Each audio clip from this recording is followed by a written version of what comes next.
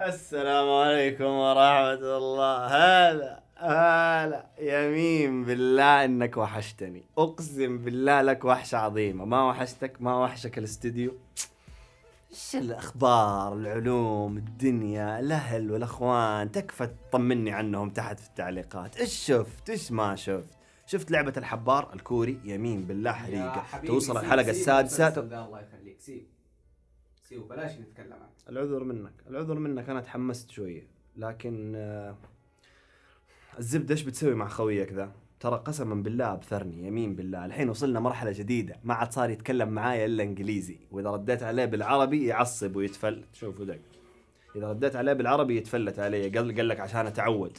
ما ابغى يا عمي اتكلم انجليزي، يا وجه الله.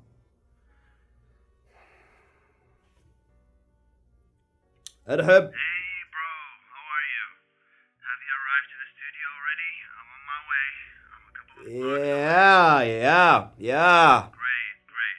Can you please tell Iyad to prepare the camera and the mic so when I come we can start? تقسيم. يا Did you just Taksim me, man? What the hell? What the hell, man? What are you talking about? nothing wrong. انا سوا اياد سوا. My God, man. Did you just Taksim me and said so? When are you gonna start taking this seriously, man? When are you gonna take it seriously? I'm doing all of this because of you. No, nothing. No What the problem. hell, man? Oh my God. If I ever commit suicide, that'd be because of you.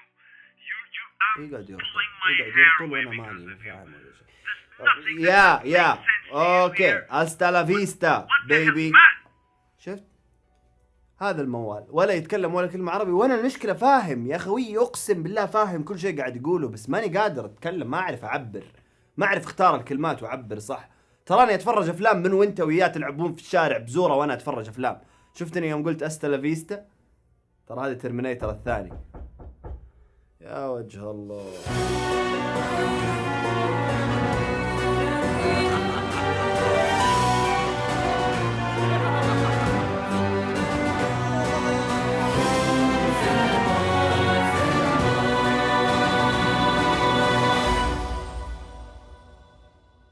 Hello there ladies and gentlemen، مرحبا بكم جميعا اخواني اصدقائي عائلتي في انحاء الوطن العربي في هذا الفيديو من فيلم المخصص للذين يرغبون في تطوير لغتهم الانجليزية بطرق مسلية. وخلوني ابدأ بثلاث حقائق مهمة عن هذه اللغة لازم اقول لكم اياها قبل ما اقول لكم على هذه الطرق المسلية. فاسمحوا لي هذه المرة اني ابدر بالسؤال الكوني، ليش؟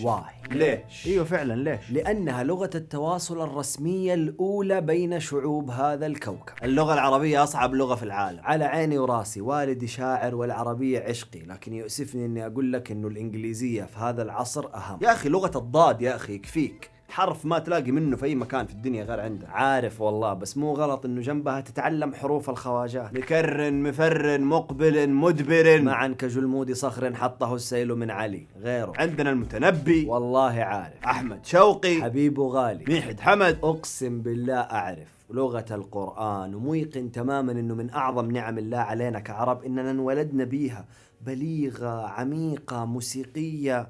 بس برضو أنت تحتاج إنجليزي. كس.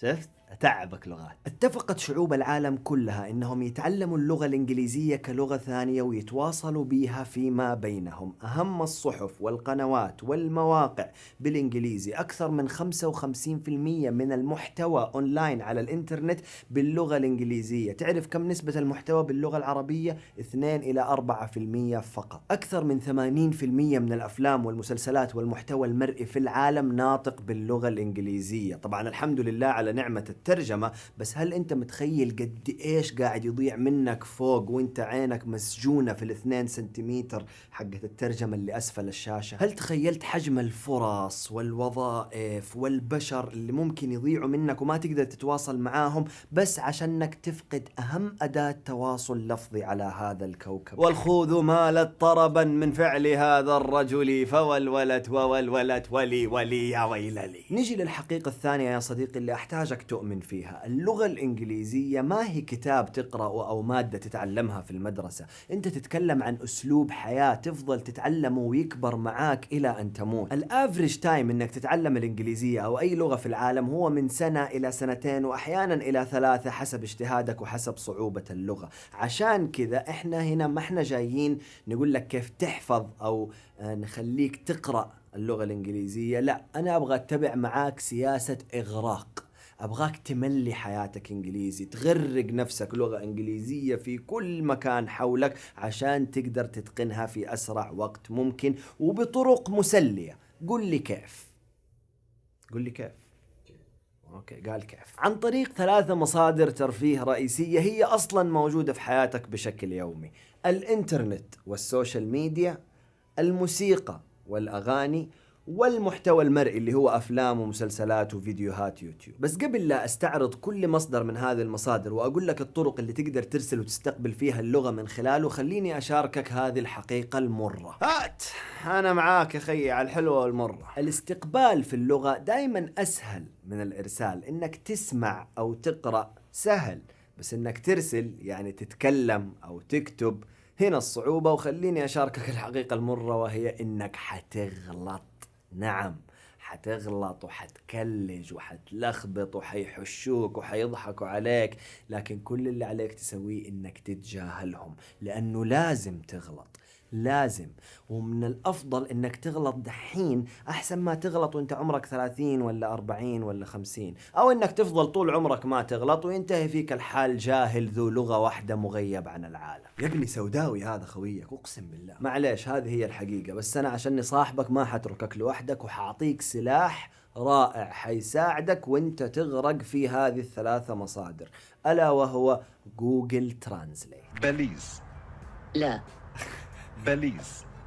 لا. جوجل ترانزليت يا صاحبي أسهل أداة لترجمة اللغة الإنجليزية عشان تفهم المعاني وعشان تسمع النطق كماما في الكلمات. وركز، قلت لك الكلمات مو الجمل، لأنه هذا في النهاية ذكاء اصطناعي بدائي، ما احنا في ويست وورلد يا صاحبي. لا تحاول تترجم جمل لأنه غالبا حتطلع ملخبطة وحالتها حال. أرجوك دعني وشأني. لفدا. والآن يا صديقي أنت خلاص عرفت قديش اللغة هذه مهمة، ومعاك سلاحك اللي حيساعدك اللي هو جوجل ترانزليت. فخلينا نبدأ أول عمليات إغراق حياتك باللغة الإنجليزية، والتي ستكون عن طريق الإنترنت والسوشيال ميديا. وفي هذا المصدر بكل بساطة عشان تبدأ تستقبل اللغة الإنجليزية معناته لازم تبدأ تتابع حسابات وتتفرج قنوات أكثر باللغة الإنجليزية، ويفضل يكون محتواها هو أصلا شيء أنت مهتم فيه، أفلام، طبخ، غوص، أيا كان. حاول أنك تقرأ بوستاتهم، تغريداتهم وستورياتهم، تترجم الكلمات اللي أنت ما أنت فاهمها فيها وتفهمها وتبدأ تتعرض لها أكثر. وكل ما زادت الحسابات اللي باللغة الإنجليزية اللي أنت تتابعها كل ما زاد تعرضك للغة ومخك تعود عليها. أما عشان تبدأ ترسل فببساطة أنت تحتاج تكتب تغريدات وتعمل بوستات وصور وتصاميم باللغة الإنجليزية وتنزلها على صفحاتك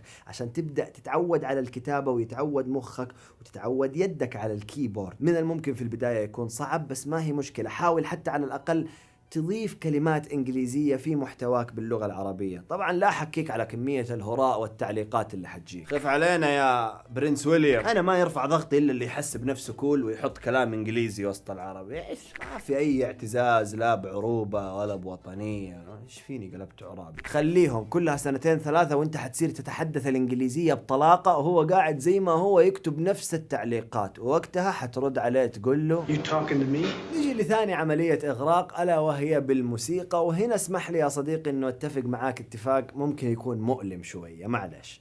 أحتاجك يا صاحبي إنك توقف لي أي شيء للست أم كلثوم وطلال ومحمد عبده وأصالة وشيرين وكاظم وراشد وماجد. معلش أحتاجك توقفهم كلهم وتبدأ تديني شوية فرانك سيناترا، شوية مايكل جاكسون، شوية سيا، أديل، إن شاء الله حتى أهم شيء تبدأ تتعرض للغة الإنجليزية عن طريق الأغاني. معليش إحنا جايين نتعلم مو ننطرح. الحمد لله ما قال ميحد.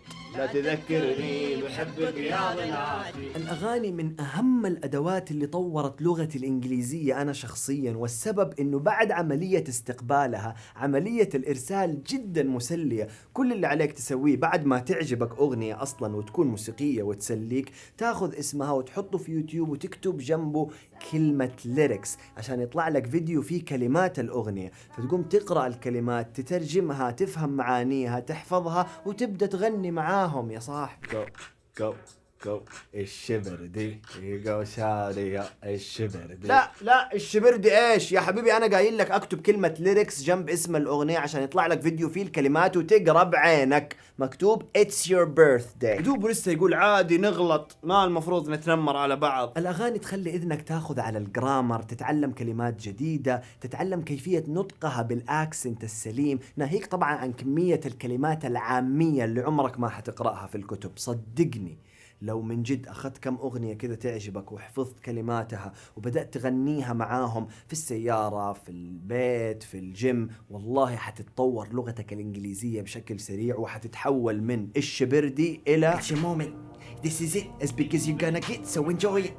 Had to give you a career to destroy it. Lethal injection, go to sleep 6 feet deep. I'll give you a beat for the effort, but if I was 3 for the 11, you'd look up to me, and for the record, you would say. اوه العب يا ولد. نيجي لثالث عملية إغراق يا صديقي، ألا وهي باستخدام المحتوى المرئي اللي هو الأفلام والمسلسلات وفيديوهات اليوتيوب.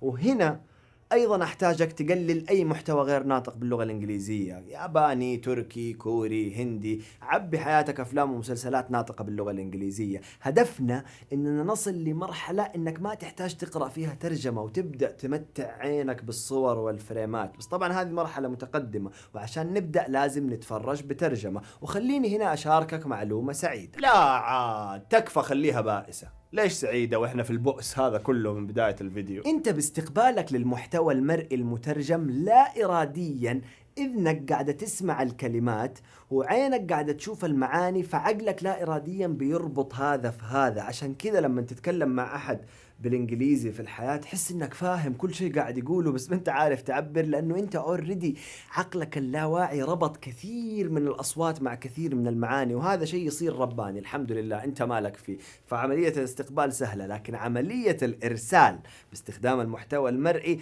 نصل فيها يا صديقي الى هواية مفضلة، الا وهي اعادة تمثيل المشاهد اللي تعجبك. You see, in this world there are two kinds of people, my friend. Those with loaded guns and those who dig.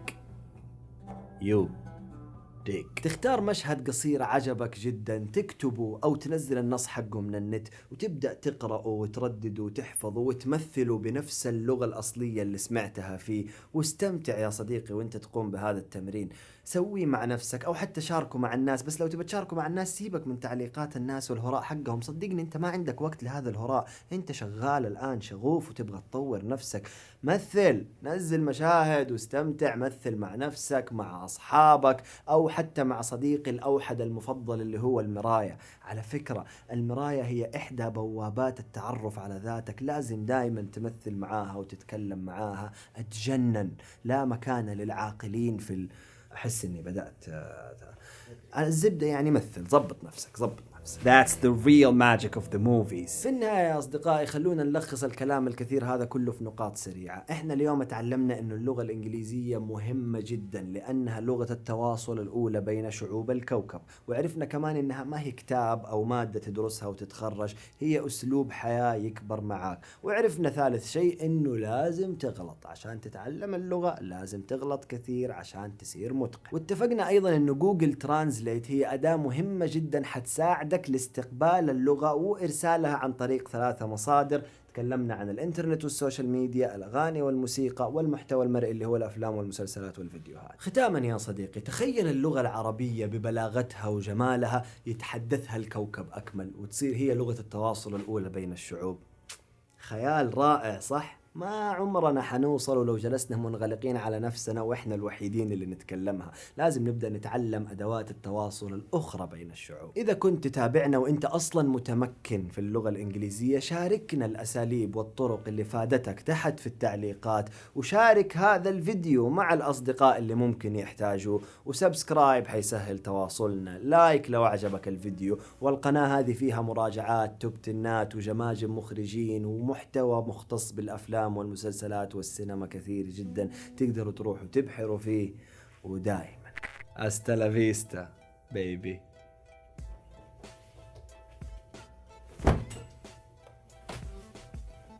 ودائما كون فيلمر.